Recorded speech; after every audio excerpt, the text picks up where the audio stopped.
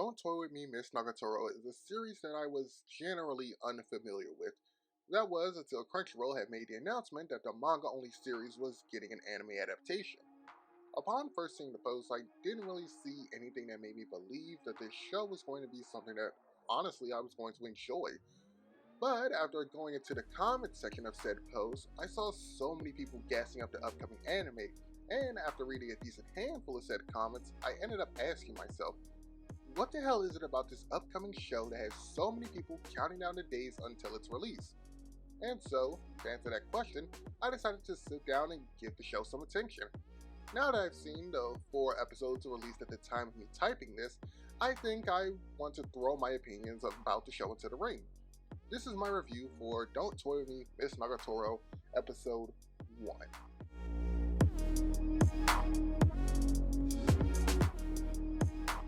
Senpai is a bit, and Senpai Don't You Get Angry is the title for episode 1. So the episode starts with us listening to a group of girls laughing and giggling within the school's library, but the fun times come to a halt when the sound of the door opening catches the group's attention. From the doorway enters one of our protagonists, Senpai, who, in my opinion, looks a lot like Kaisuke from Persona 3. Anyways, after entering the library and finding a seat, Senpai begins to work on a homework assignment when all of a sudden he finds himself being harassed by 3 of the girls from earlier after they happen to stumble across a manga that Senpai had been working on. After the girls have their fun, they all begin to leave, with the 4th girl in the group telling the rest that she'll catch up with them later. With the rest of her friends gone, the 4th girl decides to sit at the table with Senpai and begins to make small talk with him before beginning to read a section of his work-in-progress manga and asking if the main character of the story is based off him. Despite Senpai's best efforts to refute the claim, the girl continues to harass him until he cries.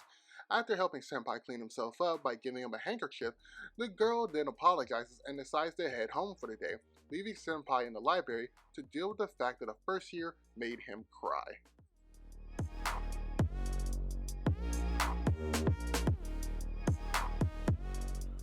The next day, while unlocking the door to the art club, Senpai finds himself being ambushed by the girl from yesterday.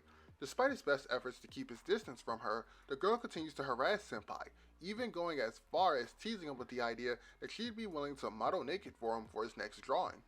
Eventually, Senpai agrees to draw the girl in an attempt to get her out of his hair, and she even decides to reward him if she believes that the drawing is good enough.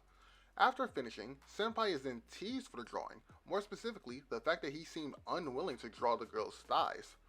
Afterwards, the two begin to make their way home. Unfortunately for Senpai, the girl walks the same route as him to get home.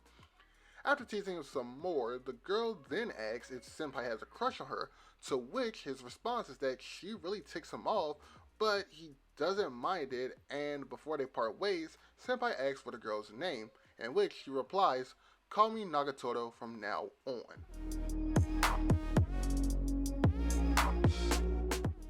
So, what are my thoughts on the first episode of Don't Toy With Me, Miss Nagatoro? Despite what I thought the show was going to be at first, after watching the first episode, I found myself highly enjoying what the show had to offer.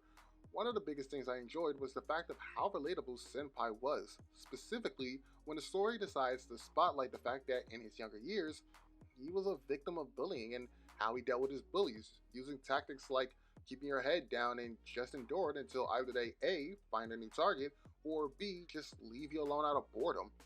As a former victim of bullying myself, I couldn't help but find myself related to every tactic that Senpai used in order to make it through everyday life. I also found myself laughing at a lot of the over-exaggerations within this show, from things like when Senpai's reaction to Nagatoro offering to be a new model for one of his drawings,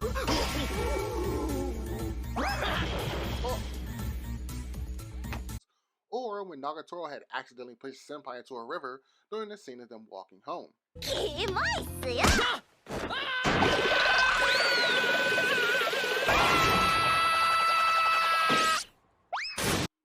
Overall, I would say that I truly enjoyed my time with this episode, and that if you haven't, you should at least check out the first episode of Don't Toy With Me, Miss Nagatoro, and see if it's something that might be up your alley.